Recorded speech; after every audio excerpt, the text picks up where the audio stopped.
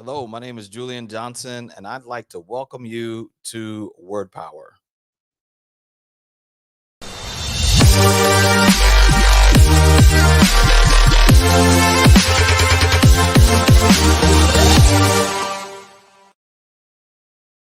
Everybody, it's so good to see you today, and I'm excited again to have an opportunity to spend with you. Now, there's so many people who are wondering, okay, what happened to the second part? What happened to the second part of this experience? What happened to the second part of Grace Point? So I'm so glad I can share with you part two. That's right, part two of Grace Points today. What did you just say? And I'm going to be talking about ways to re enter spaces that you had not been in a while. And I'm excited to share this with you today, broadcasting live on YouTube, on Facebook, and on Instagram.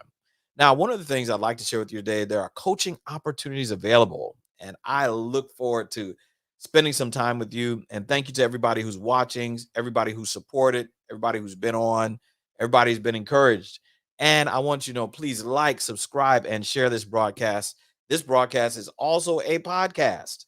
So please go to the Built to Thrive podcast on Apple, Spotify, and other places in the coming days for listening to this broadcast. I want you to know that this is going to be for you today, and I'm excited to be able to share it with you.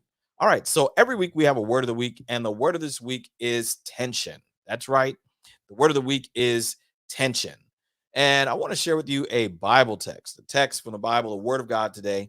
And it comes from Romans chapter 15, verse 7. Therefore, accept one another, just also as Christ accepted us to the glory of God. And I want to remind you of what we talked about in the first part of this series. The reentry phase is post pandemic is critical to personal and professional success. That's right, the reentry phase.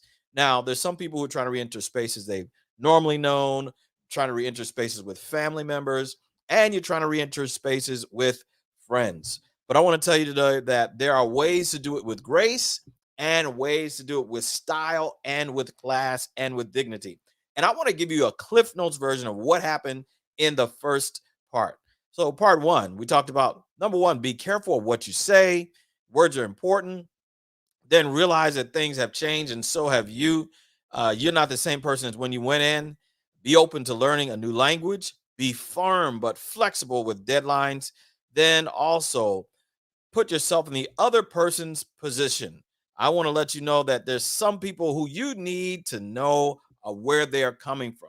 But I want to tell you, start off today by telling you and encouraging you to give grace to yourself. There's so many people who really don't know how to give grace to themselves. They give grace to other people, they give grace to other experiences. Let me give them a break. They may have a bad day, but you have to give grace to yourself. And when you give grace to yourself, it's a great opportunity for you to start to experience the power, the joy, the love, and also the affection and attention that you need.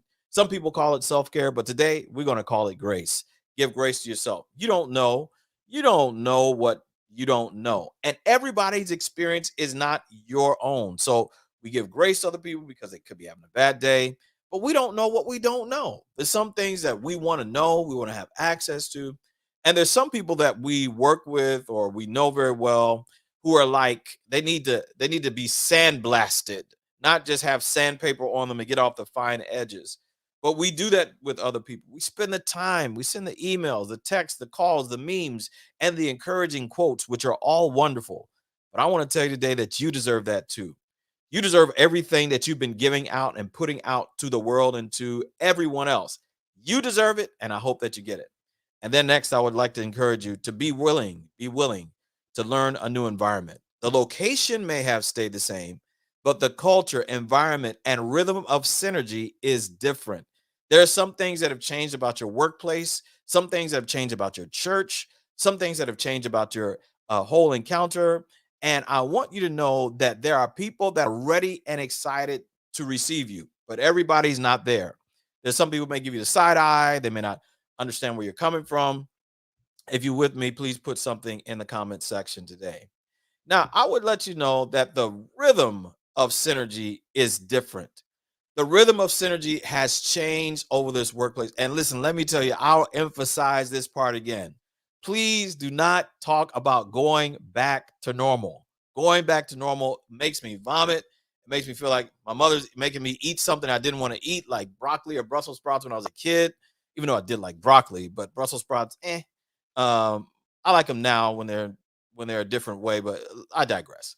But at any rate, I want to let you know that the rhythm of synergy is different. But instead of saying let's go back to the new normal, I would invite us to consider to be open to the new reality. Yes, there's a new reality of the way work has changed, work has adjusted, and how you have changed too. If you're a pastor watching this, shout out to all the pastors for Clergy Appreciation Month. Shout out to all my colleagues in ministry, whether you are humanist, whether you're behavioralist, whether you are Buddhist, Hindu, anything that helps somebody else to find the source, the answer. For me, that's Jesus Christ. But anybody else who's attempting to help people to live a better life from a religious or a spiritual perspective, I give you a shout out today, and I'm praying for you. All right, the other thing I'd like to say this is number 8. Celebrate those who have been on the front lines in ways that are meaningful for them. There are some people who have lived in places like I live in a very warm place in the southeastern United States in Florida, and it's hot. And all the buildings were still hot, but somebody had to go to turn on the air conditioner. They still had to make sure the building was clean. And there's some people like myself who work in healthcare who have not been able to stay at home. Celebrate the people on the front lines. There's some of you who have been in education, some of you who are in business, finance, other disciplines, and you have been on the front lines every single day. And I celebrate you, but also those who've been supporters. I celebrate you as well, but celebrate those who have been on the front line in ways that are meaningful for them. That's the way, a graceful way to re-enter the space. And then the next thing I would suggest that the language of productivity has been exchanged for the language of well-being. That's right. The language of productivity pre-pandemic has been exchanged for the language of well-being. So I'm going to tell you this: souls and goals, you got to baptize, you got to bring this many sessions, you got to do this much now by this time. That is a language. You're like speaking a foreign language of people who are still coming, like the Bible says, out of great tribulation. And I would like to suggest to you today that instead of, you don't have to sunset those things, but talk about them from the language of resilience, progress, hope, and balance. How can we achieve the same goal by also having some balance? So there's a new article in the Harvard Business Review that talks about the language of family in the workplace and how sometimes that can be counterproductive, how it is counterproductive, the author said. The author says that the language of family is counterproductive because, in one sense, it gives a sense of security, it breeds a sense of hope and family, but it also gives a false sense of security because some people can work, and you don't work your way out of a family. You can never work your way out of a family. Instead, the author says that we should encourage and invite people to a sense of purpose. Everybody wants to be a part of a purpose. And how does their role, their function, and their personality fit into fulfilling this purpose? I'm going to tell you, when I saw that, it was revolutionary. And I wanted to share that with you this morning.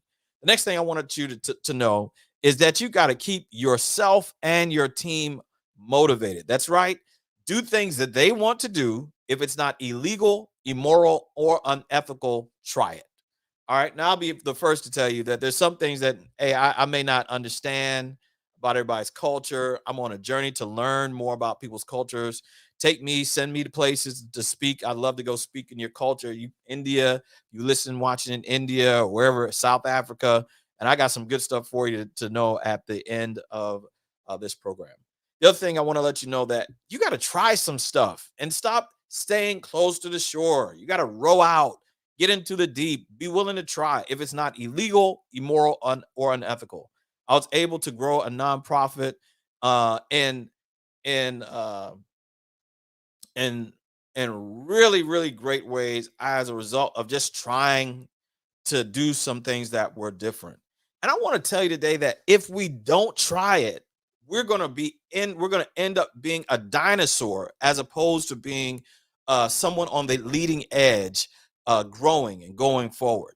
Then I want to suggest to you, lead from the front and not from the email. It's so easy to lead from the email. It's so easy to lead from some kind some kind of information that you're getting via email. Who cares about that? But you got to lead from the front. I want to remind you of the things that we talked about today. I want to remind you that number one, be careful what you say. Your words are building retention or transition. And then number two, realize that things have changed and so have you. You have changed as well. Then be open to learning the language of employment, the language of connection has changed and altered. And then number four, be firm but flexible with deadlines. How open are you to adjustment for the sake of quality? Then put yourself in the other person's position. Then take action. Then give grace to yourself and be willing to learn a new environment. And then you got to celebrate those who have been on the front lines. And I want you to know today that there's a lot of ways for us to be able to be successful. The language of productivity has just been exchanged for the language of well being. And then keep yourself and your team motivated and lead from the front and not from the email. Well, I'm so excited that you spent a little time with me today, and I look forward to spending more time with you in the future. Please feel free to look out for my broadcast and go to www.builttothrive.me/forward/resources for this rebroadcast and others just as empowering. And then please like, subscribe, and share this broadcast with someone else. And somebody really has appreciated this broadcast. Just found out that we are number 39 in the UK, number 133 in India, and number 200 in South Africa. I'm so excited about the progress. Remember, the first step is hard, the second step is hope, and the third step is progress. Today, I want to do something special. I want to pray for you, pray for your business, pray for your idea, and pray for you as you go throughout this next phase of life. And please let me know how I can pray for you. What a blessing it has been for me to be able to be connected with you today. And I look forward to the future. And I like what Bishop Charles Blake says, I see you in the future and you look better than you do right now. I hope that you have a great rest of your day. Please remember, I'm Julian Johnson, and I hope that you have a great rest